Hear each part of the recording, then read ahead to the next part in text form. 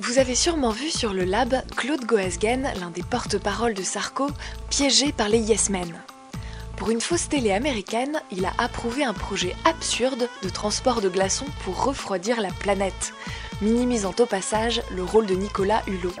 Don't be afraid by Mr. Hulot.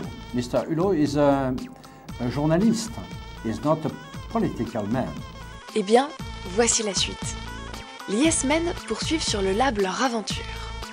On vous rappelle le principe. Les politiques croient qu'ils sont sur CBS, alors Candy est dans la pièce d'à côté avec un faux représentant des entreprises américaines. Ils sont testés sur la sincérité de leur engagement pour le plan Hulot et sur quelques connaissances techniques. Autour de Jean-Marie Cavada, député européen et soutien de François Bayrou.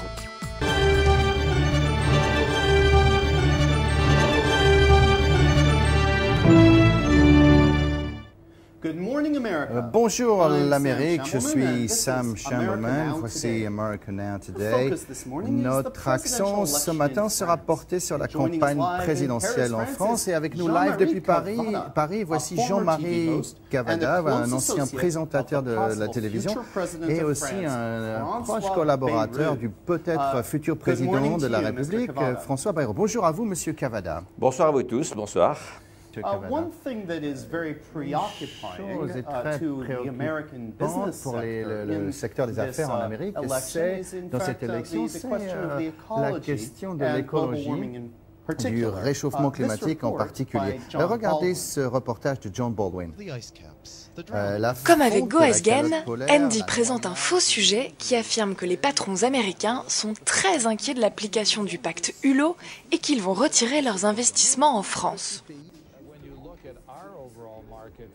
Le comportement de la France est extrêmement inquiétant pour l'industrie américaine, même l'économie américaine. Et en fait, toute la civilisation mondiale. Ces mesures écologiques, ces mesures vertes pourraient faire fuir toutes les entreprises américaines très très vite.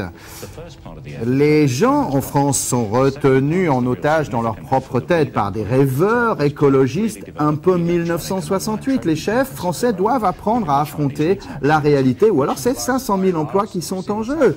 On est ici en train de parler de la 6e plus grosse économie du monde. Comment la France peut-elle espérer une croissance de son secteur des affaires si eh bien, tout est éco-régulé, éco-taxé et même d'une certaine manière contrôlé par un vice-premier ministre écologiste?